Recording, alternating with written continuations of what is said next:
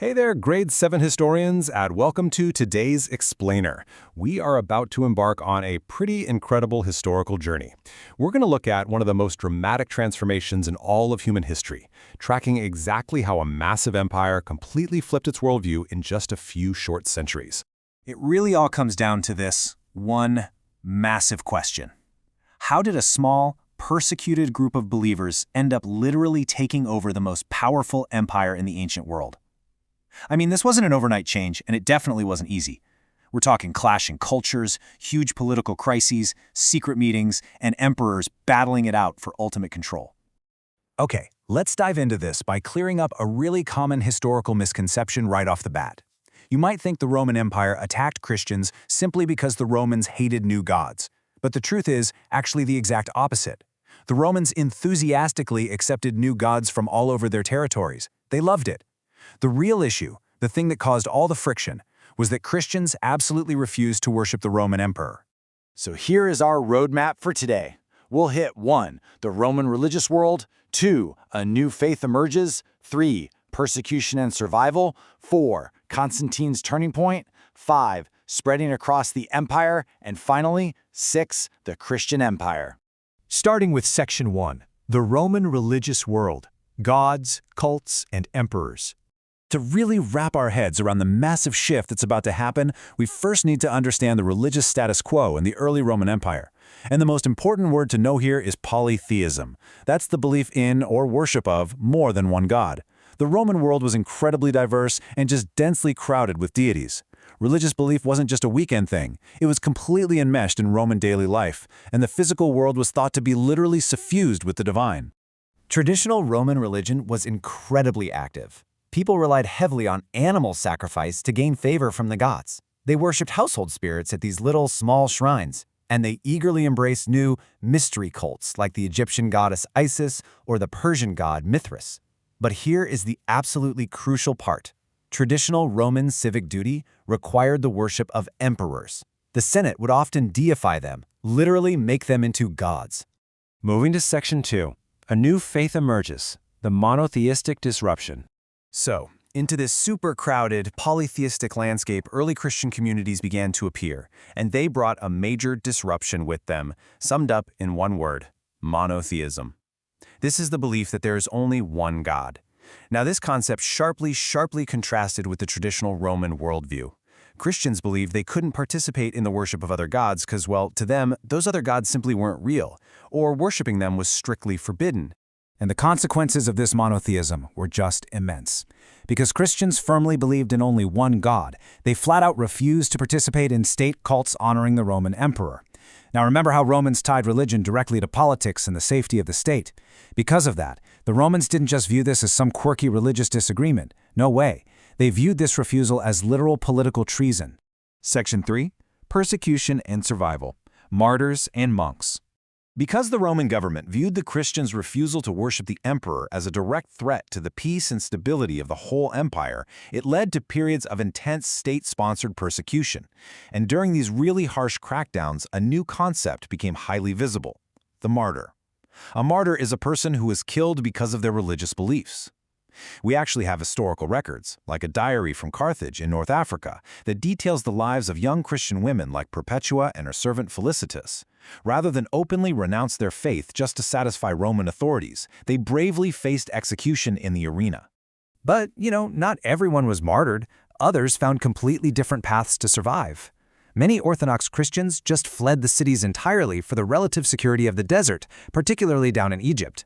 Some lived as solitary hermits, like the famous Antony of the Desert, and eventually these gatherings of hermits evolved into communal monasteries.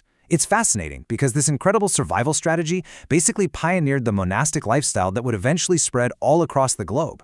Section 4, Constantine's turning point, from outlawed to embraced. All right, this brings us to the real climax of our story, the moment where the relationship between the church and the empire changes forever. In the late 3rd century, the empire was, frankly, a mess of civil wars and inflation. To fix this, Emperor Diocletian established the Tetrarchy. That's a system of shared rule between 4 emperors, meant to organize the defense of a massively overextended empire. But when Diocletian retired, The whole thing collapsed right back into fierce civil war as rival leaders fought for ultimate control. Out of all that chaos, a completely shocking sequence of events unfolded. Let's see how this builds. In 303 CE, Diocletian launched a massive persecution of Christians. But then, a leader named Constantine emerges from the civil wars.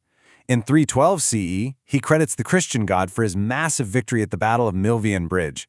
Literally the very next year, in 313 CE, he issues the Edict of Milan. This officially tolerates Christianity and ends state-sanctioned persecution. By 325 CE, Constantine is deeply involved in church affairs, and, jumping ahead to 380 CE, the faith actually becomes the official state religion. Now, to manage his newly legalized faith, Constantine organized councils using some pretty brilliant political maneuvering. And here we have a vital vocabulary word for you: ecumenical. It means universal, or representing a number of different churches.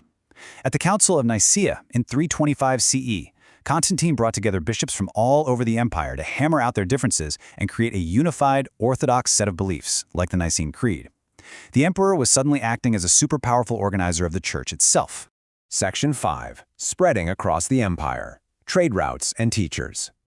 So, the faith is legal, and it's unified. But how did it physically move across the map? Let's do a quick transfer check here.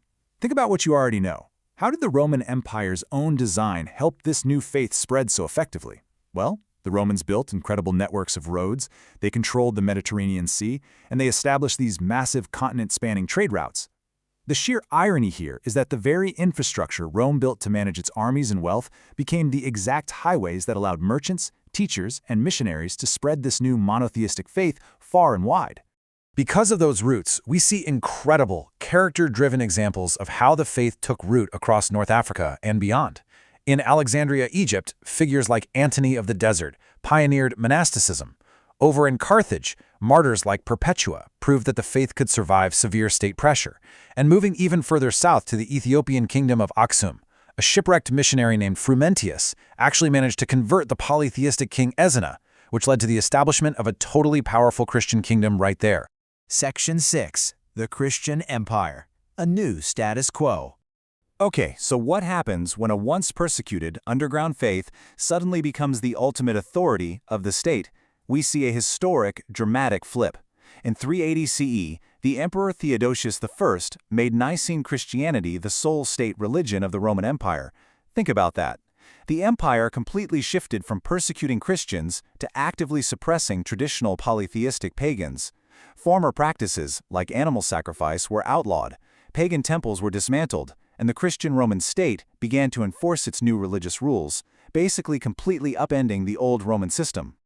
All right, let's bring it all together. Why does all of this matter? First, remember that Romans tolerated new gods, but absolutely demanded emperor worship.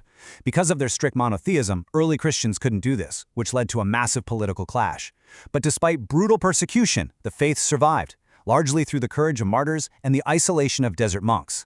Everything changed when Constantine legalized the faith and helped unify its doctrines.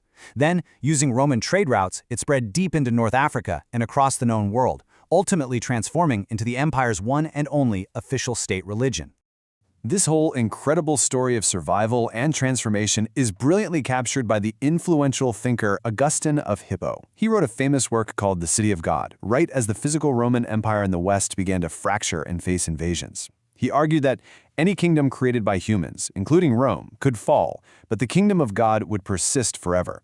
It was a really powerful message. He gave people a sense of hope and continuity, basically separating the survival of their faith from the survival of the physical Roman government. Which leaves us with one final pretty provocative question to ponder long after this explainer ends. How did Rome's shift from a polytheistic empire to a Christian state shape the map of the world we live in today? Seriously, think about it. The institutions, the art, the laws, and the beliefs that survived the fall of Rome were carried right into the modern era. Thank you so much for joining me today, Grade 7. Keep asking those big questions, and I'll catch you in the next explainer.